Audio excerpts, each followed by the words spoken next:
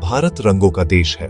चमकदार साड़ियां, होली का शोर, हमारे खाने में मसाले, हमारे घरों की दीवारें। रंग हमारे रोजमर्रा के जीवन और त्योहारों में बुने हुए हैं। हर घर रंग के जरिए अपनी कहानी कहता है और लाखों लोगों के लिए वह कहानी एशियन पेंट्स के साथ शुरू होती है। एशियन पेंट्स सिर्फ एक पेंट कंपनी नहीं है, यह सपनों और यादों का निर्माता है। दशकों से यह त्योहारों और रोजमर्रा के पलों में मौजूद रहा है। यह सिर्फ एक कॉरपोरेट कहानी नहीं है, यह इस बात की कहानी है कि कैसे एक ब्रांड ने एक राष्ट्र के दिल पर कब्जा कर लिया। ये एशियन पेंट्स की कहानी है, रंगों का बादशाह। 1942 युद्ध और भारत छोड़ो आंदोलन के बीच मुंबई के 4 दोस्तों ने एक सपना देखा। चंपा कल्लल, चिमनलाल, सूर्यकांत और अरविंद, साधारण लोग, असाधारण सोच। पेंट के आयात पर रोक लगी तो उन्होंने एक छोटे गैरेज में एशियन ओनाइल एंड पेंट कंपनी शुरू की। छोटे शहरों और आम ग्राहकों के लिए किफायती पेंट पैक लाए। उनकी लगन ने एक साधारण शुरुआत को एक रंगीन क्रांति में बदल दिया। 1950 के दशक तक एशियन पेंट्स एक युवा, स्वतंत्र भारत के साथ बढ़ रहा था। संस्थापकों ने महसूस किया कि देश के हर कोने तक पहुंचने के लिए सिर्फ एक अच्छे उत्पाद से ज्यादा की जरूरत थी।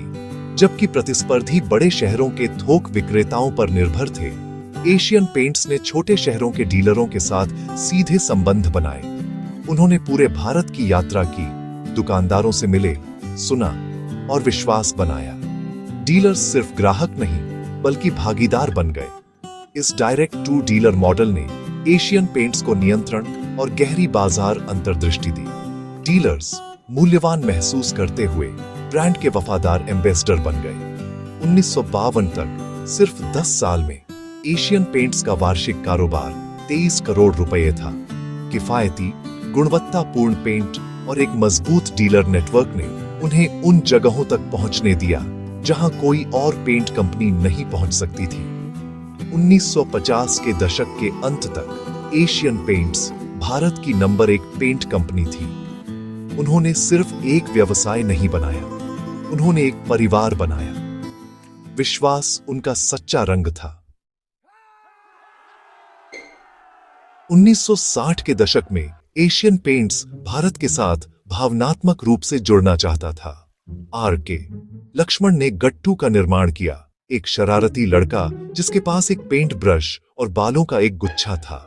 गट्टू कोई सेलिब्रिटी नहीं था, वह हर भारतीय बच्चा था, सपनों और रंगों से भरा हुआ। टैगलाइन: किसी भी सतह को पेंट करने के लिए एशियन पेंट्स की जरूरत है। गट्टू का चंचल चेहरा हर जगह दिखाई देता था। पेंट के डिब्बे, विज्ञापन, दुकान के संकेत। उन्होंने पेंटिंग को मजेदार, सुलभ और मध्यम वर्ग के लिए महत्वाकांक्षी बना दिया। गट्टू ने कॉरपोरेट छवि को तोड़ दिया, एशियन पेंट्स को एक दोस्ताना, संबंधित ब्रांड बना दिया। 4 दशकों से अधिक समय तक वह सिर्फ एक शुभंकर से ज्यादा था, वह एक सांस्कृतिक प्रतीक था। गट्टू ने एशियन पेंट्स को दिल जीतने में मदद की, न कि सिर्फ बाजार हिस्सेदारी। अपनी सेवानिवृत्ति के बाद भी उनकी विरासत लाखों लोगों की यादों में जीवित है। सबक: भारत में जीतने के लिए आपको उसके लोगों को जीतना होगा। गट्टू ने एक राष्ट्र को खुशी से रंग दिया।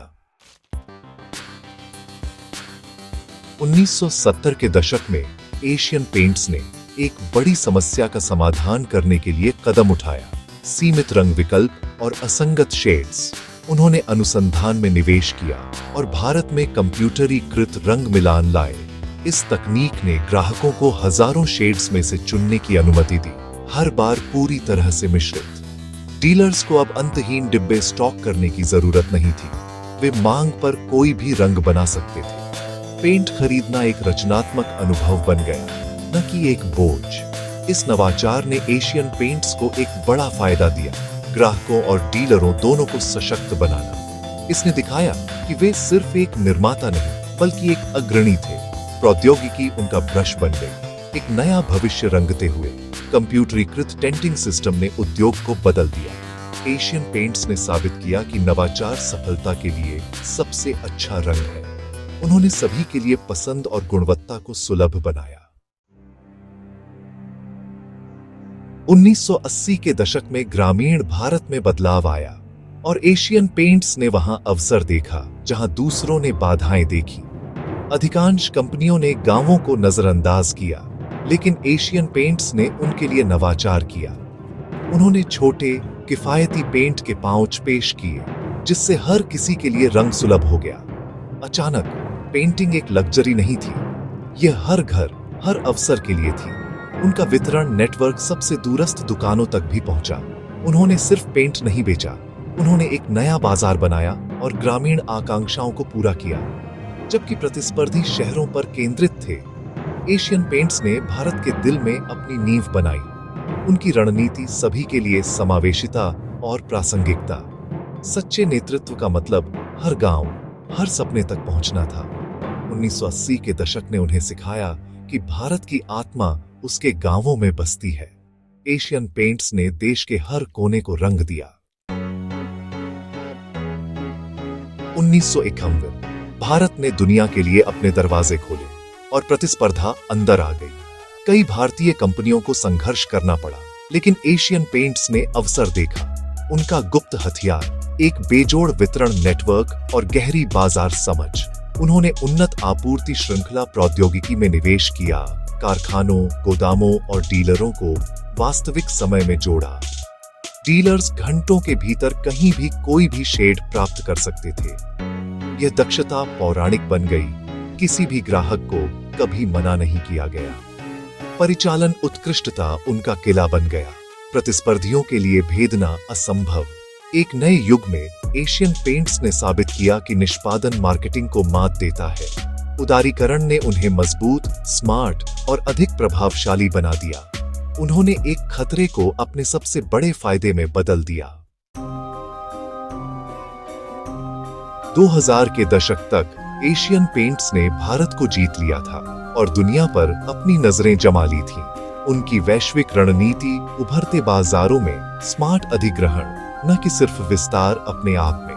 बर्गर इंटरनेशनल का 2002 का अधिग्रहण ने उन्हें मध्य पूर्व, दक्षिण पूर्व एशिया और कैरेबियन में उपस्थिति दी।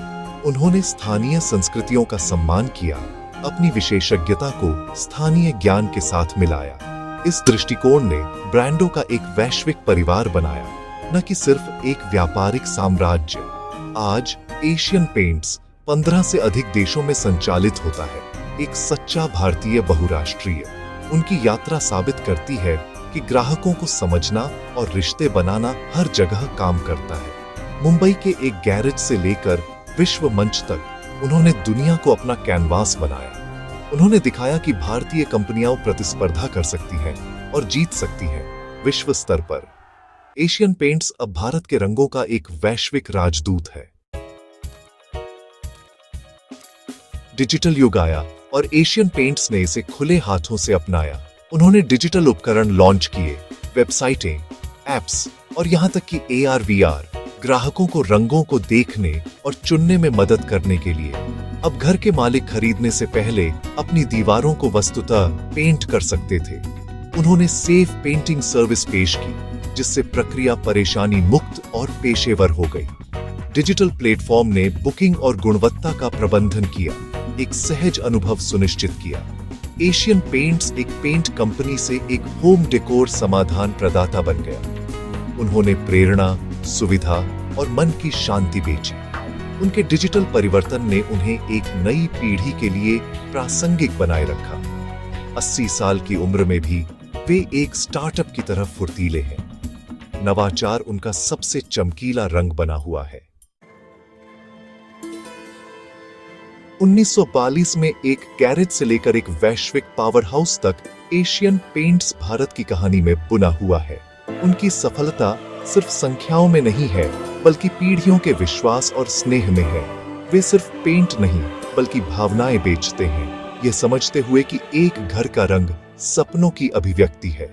हर उत्पाद, सेवा और अभियान इसी अंतर्दृष्टि के इर्द गिर्द बनाया गया है। गट्टू से लेकर डिजिटल उपकरणों तक उन्होंने हमेशा दिल से बात की है। उनकी यात्रा हमें बड़े सपने देखने, विश्वास बनाने और ग्राहक को पहले रखने की शिक्षा देती है। उन्होंने कभी सुनना या विकसित होना बंद नहीं किया। आज एशियन पेंट्स सिर्फ एक ब्रांड से ज्यादा है।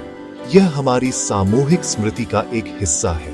अगली बार जब आप एक ताजा पेंट किया हुआ घर देखें, तो उन 4 दोस्तों को याद करें जिन्होंने एक राष्ट्र को पेंट करने की हिम्मत की थी। उन्होंने रंगों की एक विरासत बनाई, हमारी दुनिया को और अधिक सुंदर बनाते हुए, एक दीवार एक बार में।